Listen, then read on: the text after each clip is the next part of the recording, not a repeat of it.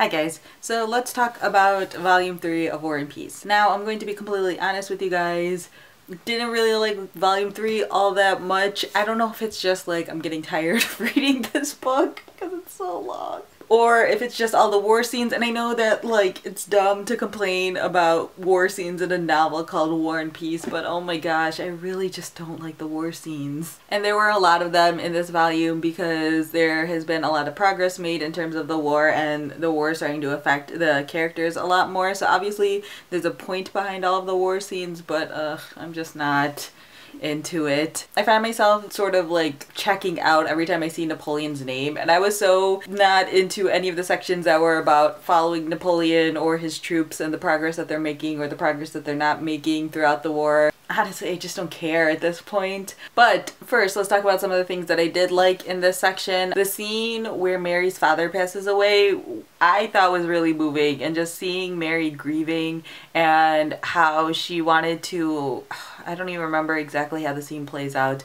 but it's something along the lines of she wants to help out the peasants in her area. I don't know how you're town, and she tries to like give them food to help them out, and she tries to get them to leave, but they don't believe that she's actually trying to be helpful, which I thought was just so sad. And then they end up like revolting until like Nicholas comes and sort of gets everything under control. I thought that was just so sad to see. Like, she was trying her best, she's mourning her father, and then everyone that's under her basically just turns against her, which was so, oh, poor Mary. And then Pierre is just all over the place in this volume. He somehow gets himself into the middle of the war without even realizing it, which when I was reading that section, I was like, how are you not aware that you're in the middle of a freaking battlefield? And then he gets super traumatized because he ends up standing really close to where a bomb goes off. So he's super traumatized, leaves, ends up having like weird dreams about the Masons, and then like runs away from home, and then just ends up wandering around Moscow. And then Natasha finds him,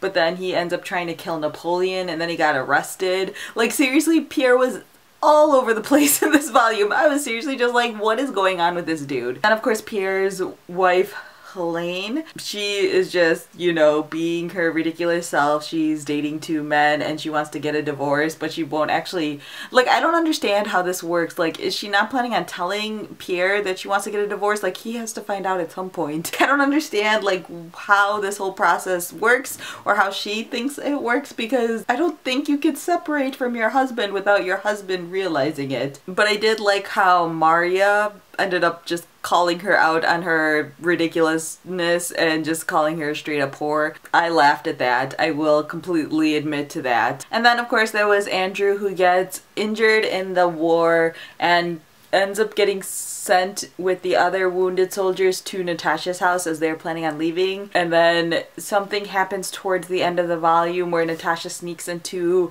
his room and they end up reuniting. But I was reading that scene and I was wondering if Andrew really remembers what's going on. Like, he spends a lot of this volume just sort of lamenting about the things that have happened and how Natasha was unfaithful. But after he gets injured, part of me is wondering if he actually remembers what Natasha did anymore, and that's why he was willing to be so forgiving of her, or if he's just willing to get over it because he's had this brush with death. You know, we only have one more volume left of this book, but I still feel like I have no idea what's gonna happen or how this is all gonna turn out. Like, are Natasha and Andrew gonna get back together, and what's gonna happen to Pierre? And just, I don't even know. Like, so much happens in each volume and it just goes back and forth and like swings back and forth on the possibilities that I seriously have no idea where the story is going to end up. So yeah, those are my quick thoughts on Volume 3 of War and Peace. If you're reading along, leave your comments down below letting me know what you thought of this section of the book and what you think of the story so far. Or if you have any predictions on how the book is going to end up, feel free to leave those down in the comments as well. So yeah, that's all I have for now, and thanks for watching.